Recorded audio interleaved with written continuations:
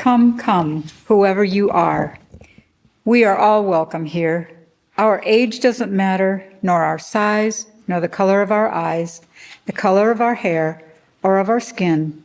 We are all welcome here. No matter our gender, whom we love, how we speak, or whatever our abilities, we are all welcome here. We are welcome here with laughter in our hearts or tears in our eyes, no matter what our experiences have been in the past or what awaits us in the future. We are all welcome here. Whether we believe in God all of the time, some of the time, or none of the time, we are welcome here. This is a community of open minds, loving hearts, and willing hands. Good morning. Welcome to South Valley Unitarian Universalist Society. My name is Cate MacGillivray. My pronouns are she and her. I am an average size Caucasian woman with white hair, blue glasses, a green shirt, and black pants. It is my privilege to serve today as the worship associate.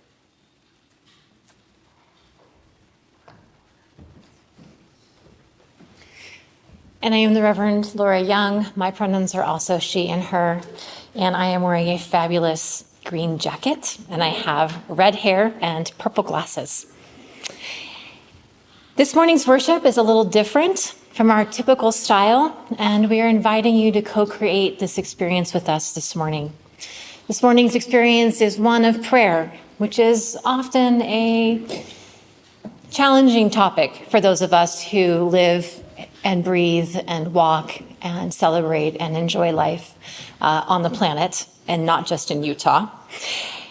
And so rather than telling you what prayer might be, our worship team thought, why don't we just explore it together in a co-creation and travel a little away from those traditional interpretations. And so we are inviting you to journey with us to consider not just the intellectual idea of prayer, but rather the embodiment of it in song, story, body, and ritual.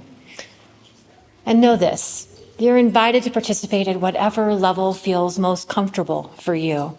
There is no beginning or end. There is no expectation. There is no answer to a question in this service. We encourage you to rest when you need to rest, celebrate when you need to celebrate, and if you need to just be in quiet, you can do that as well. We're all on a journey, but there is no single end. So, our first practice this morning together will be to joyfully greet one another as we do every Sunday, but with a little bit of a twist. Instead of greeting each other with your voices, you're going to do it in total silence.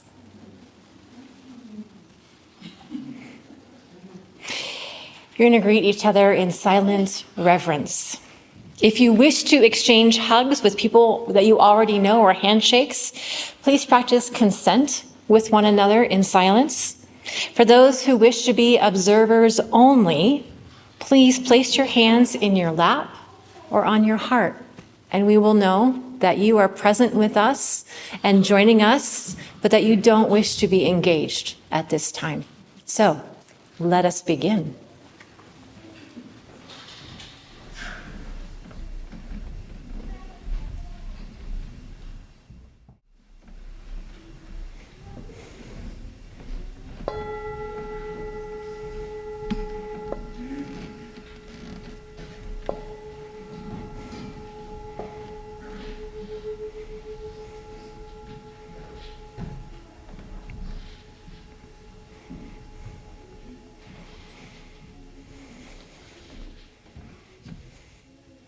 Now it's time for all ages.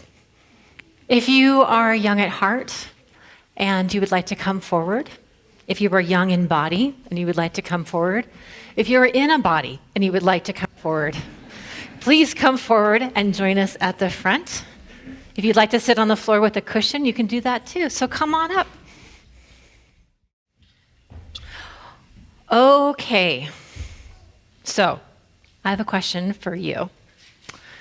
What do you have that everyone else also has, but is something that belongs only to you? What is something that you have that everybody else also has that only belongs to you? I love. You forget now. Okay. Any other ideas? Yes. Life. That is a really good answer. That is a really good answer. Life. Yes. Grace. A crude sense of sarcasm. Well, maybe not everybody has that, but that is an excellent thing to have. Leo. Vital organs. You're getting close. Life and vital organs. Max.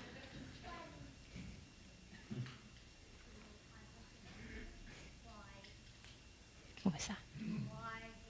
A body. You're the right answer. That was what I was looking for. All the answers are really good answers. Everyone here has a body. Is there anybody else in the room? Is anyone here who doesn't have a body? Raise your hand. A couple people maybe feel a little disembodied today. Right, but they're not alive. So if you're alive, you have a body, and hopefully you have a sarcastic sense of humor and some other lovely qualities that make you fun to be around in the world. Okay, so everyone here has a body, right? And it belongs just to you, right? And you get to use your body for all sorts of things, like chores. Driving your children around in the afternoon. Going to work, eating, having fun with your friends, right? And we do use our bodies for everything, right? Does everyone's body work the same? No, right? Does everyone's body look the same? No. Does everyone have the same color hair? No, right? Does every body speak the same language? No, right? But everyone has a body. So you can use your body for lots of things. And what we're going to be talking about with the grown-ups this morning is how you use your body to get grounded and centered in yourself. So stand up if you want. Who can show me what it looks like to use your body as if it was a mountain? If you were a mountain, what would you stand like? Adults, you can do that too. If you want to show me your mountain, you can do that. Okay, so I see a lot of people standing with their feet kind of really well planted on the ground, right? I see some hands in the air. What if you were a tree in the breeze? What would you do? You might wave. Yeah. Ooh, you might fall over if it's a big storm. You might like that, yeah. What if you were a honeybee, super excited about the flowers? What would your body do then? What if you were a grasshopper? What would you look like if it was your birthday and you got the thing you wanted?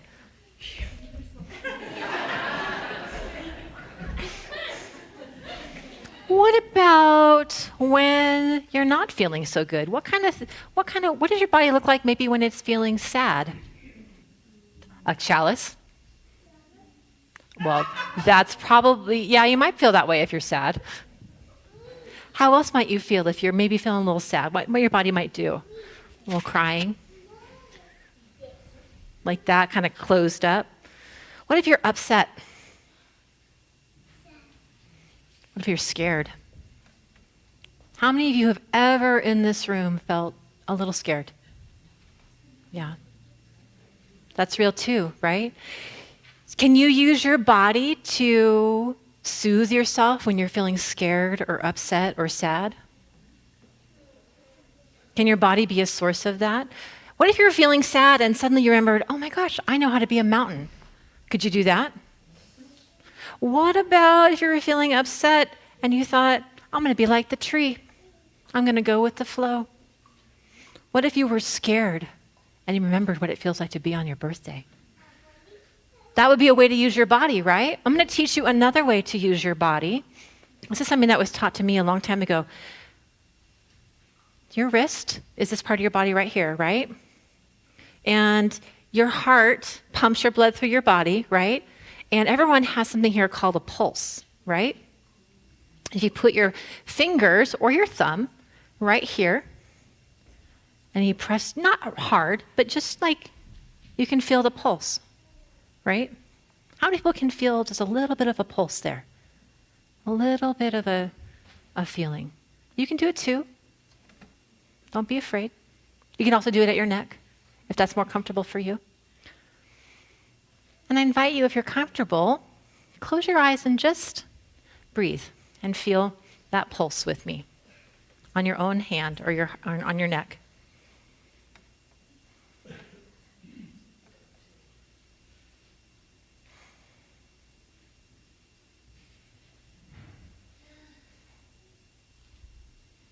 And when you feel this, notice that it tells you a few important things. One, you have some vital organs inside that body of yours. You are alive. And that there is a difference between the outside of your skin and the inside of your skin. And this space that's inside you, that you can feel on your pulse, feel it with me for just a moment.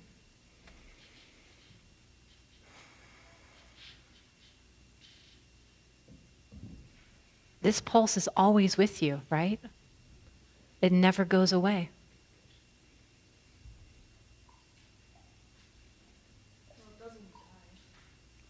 But we're very much alive today.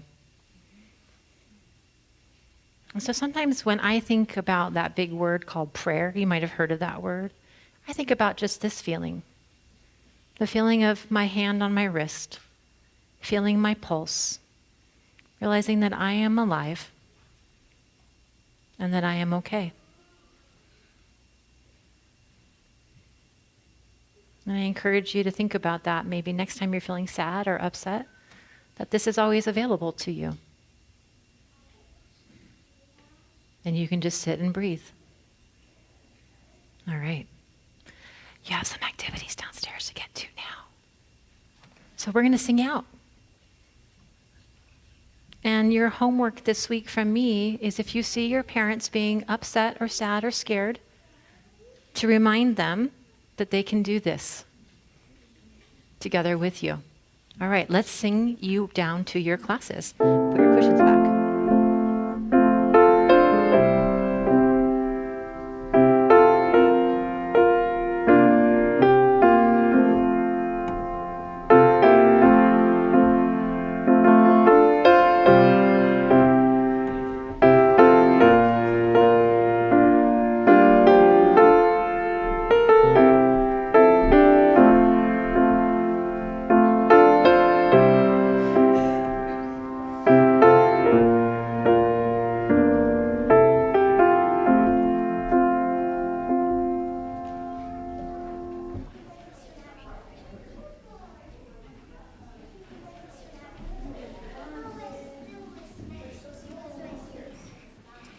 This community, our church, and its many ministries are only made possible by the gifts you give of your time, your talent, and your treasure. Many of you pledge monthly to support our work, and for this we are grateful. Your gifts help to ensure that we are able to live our values of love and justice in the world outside.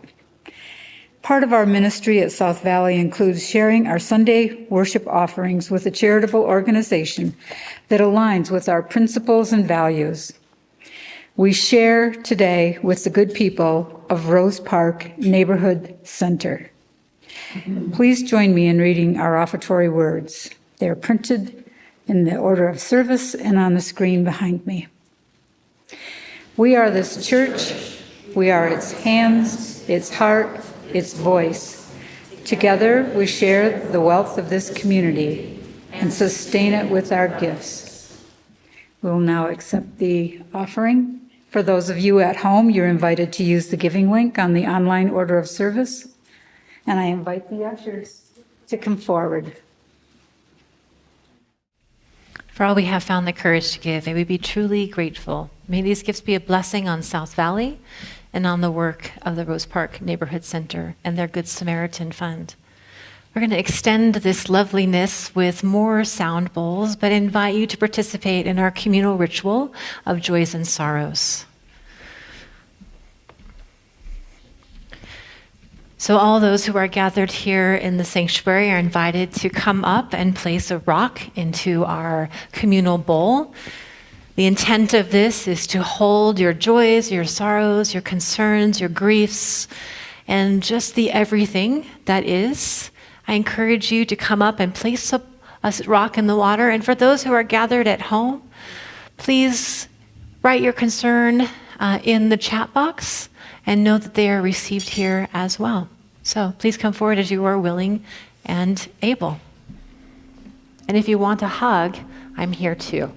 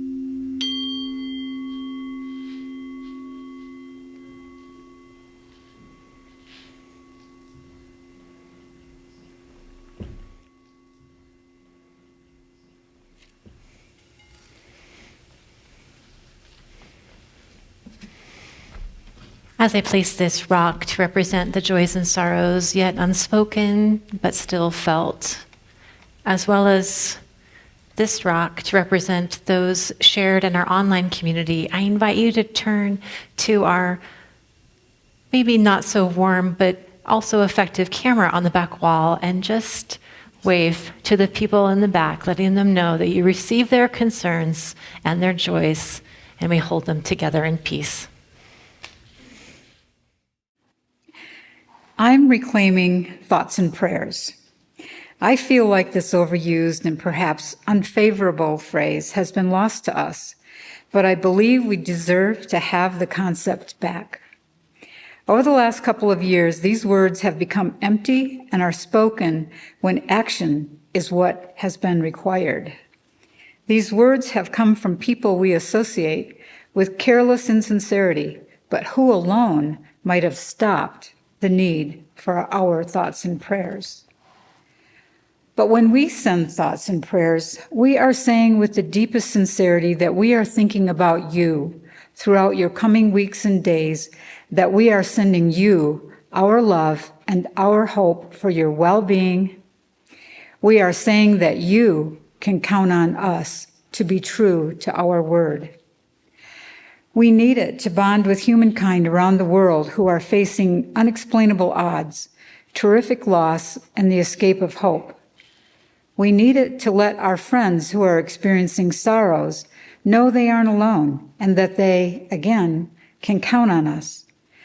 They can count on us to check in a lot.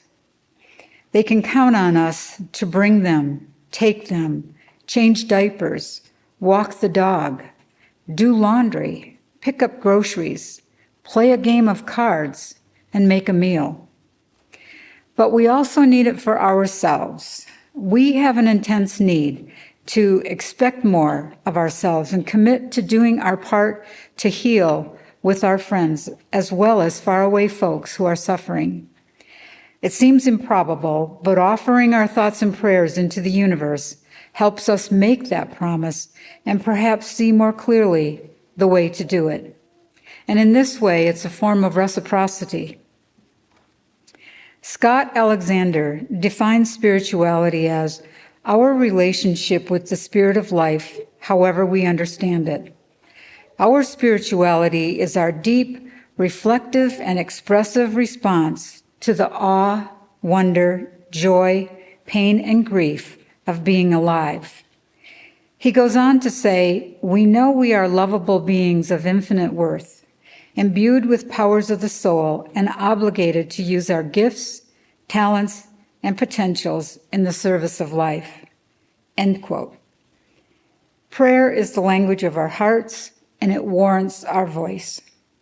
So let's use that phrase openly, without second guessing if it's appropriate. Let's say with deep sincerity, you are in my daily thoughts, and I send prayers into the universe for your health, well-being, and know that you can count on me.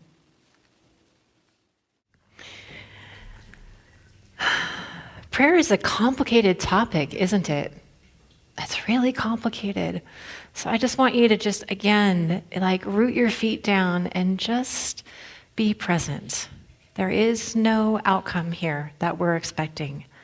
Let me tell you a little bit about prayer and how it's sort of woven in and out of my life before I start inviting you to consider what it might or is or isn't for you. So when I was a really young child, I had just sort of this natural, effervescence that a lot of children have, this joyfulness and this wonder and connection to nature. And it was from that sort of place of curiosity and wonder that at the age of 5, I asked my parents about God, as many, many 5-year-olds do. Perhaps even your 5-year-old self did something similar.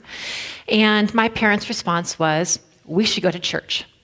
And the story goes, at least my version, is that my dad opens up the phone book and he's looking at all the churches in the phone book. For those of you who are too young to know what a phone book is, it was like this big thing we had before we had Google. So he went through and he looked through all the churches and he stopped at the P's for Presbyterian, despite the fact that he was raised Unitarian.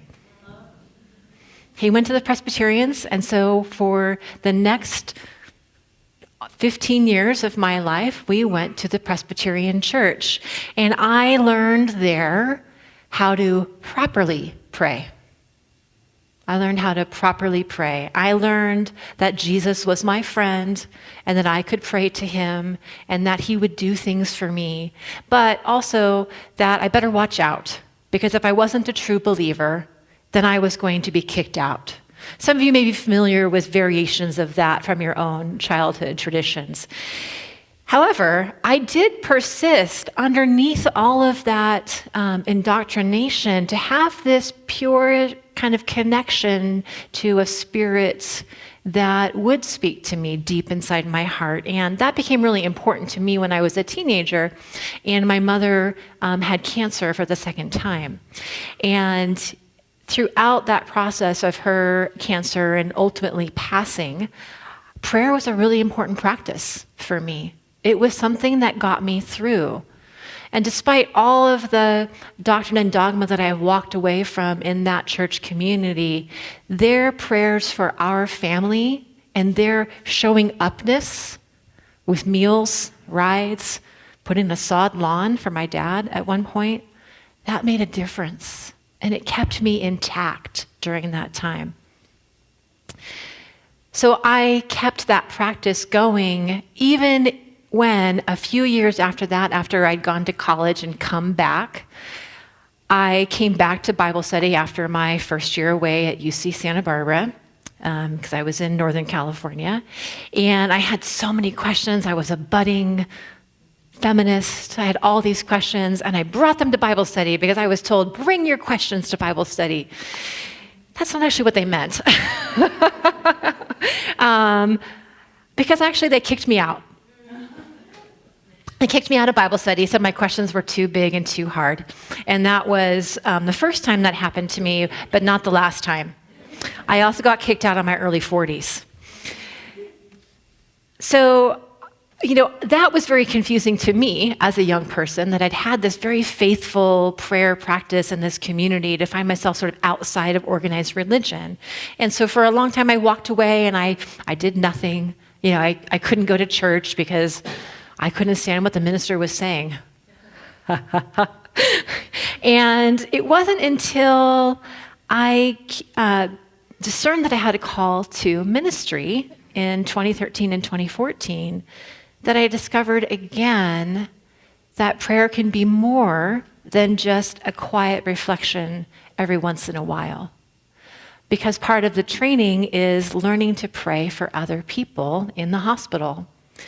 And other people in the hospital are not like me. They're not in my current context. They don't have my same spirituality, but they often request prayer.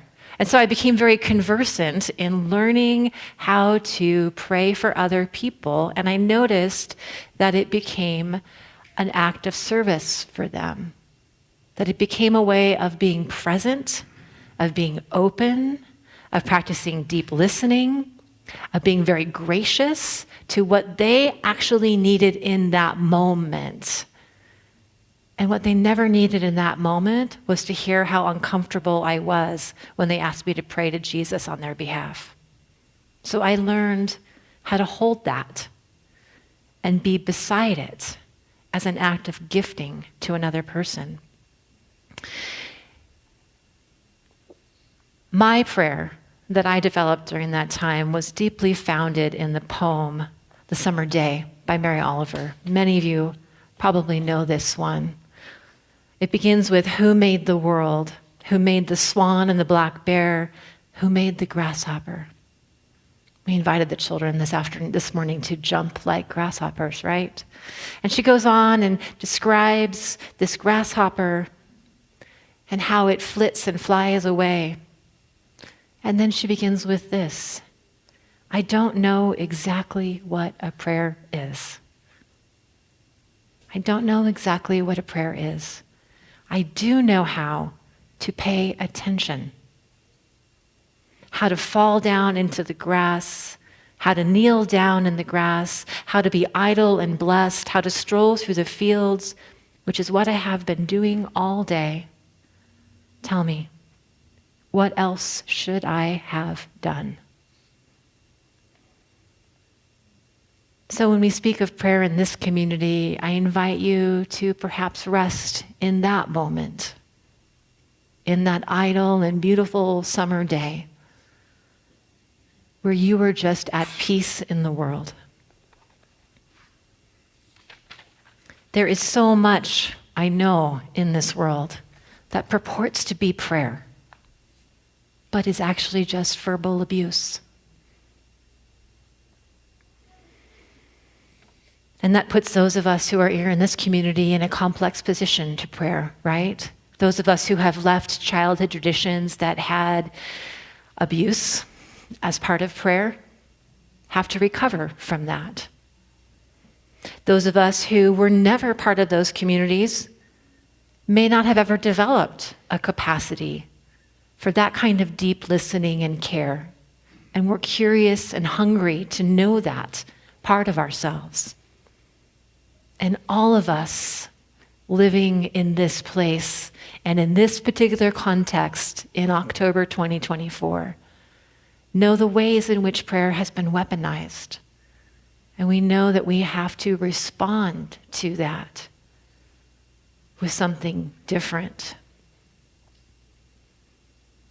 We all know what those prayers look like. I saw one yesterday. I don't know if you've seen the Kenneth Copeland memes going around about, I think, what did he say?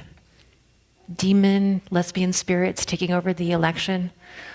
Personally, I'm totally into that, but he may not be. I want to know if they're a full softball team or if they want to play basketball, or are we just going to do each other's nails or something like that? What's going to happen when these demon lesbian spirits take over? However, so it's good because laughter is a form of prayer too, right? So I went ahead and watched a clip of Pastor Copeland's prayer. And I have to tell you that it was kind of shocking, not just because of these disembodied lesbians that are floating around in the ether, apparently, but also that he was wearing an American flag leather jacket, right? I'm very certain that Jesus did not have that in mind when he talked about prayer. I'm very certain that he was pretty anti-authority, pretty anti-nationhood. So, but I listened anyway because I wanted to hear what he had to say. And I won't subject you to it. You know the sort of style of prayer that is. It's not prayer. It's a rambling statement meant to harm and weaponize words. It is meant to insert itself between you and the God of your understanding so that you can be manipulated, directed, controlled, suppressed, and oppressed. That is its purpose. It is not prayer. Prayer is about getting really quiet inside yourself, asking those questions, getting even more quiet in yourself, and then listening to yourself, listening to that voice within, and then discerning what the next step forward is for you. And when we do communal prayers, that is us as a community doing deep listening and care, getting super quiet and discerning what is the best next step for our community. And the number one test of any prayer, any theology, any practice is, how does it feel inside your body? Because you have a body. It belongs just to you. And you get to decide. Nobody else. You get to decide. And we think about the body of this congregation, the wholeness that is this sacred space. We get to decide together collectively. And as we practice that, we can then practice, as Cate said, sending those thoughts and prayers out into the world so that we can discern together as a world what is the best thing to do now, and always vetting it against the body. A good theology, a good prayer, always notices the impact on the body, ours, others, and that of the planet. So that's what I offer to you as we move into this next communal set of prayer with Taizé, that what we are creating is a communal prayer, combining our voices in song, so as to be present and available to do the discernment that we must do in this time and in this place as we determine the best way forward. Amen.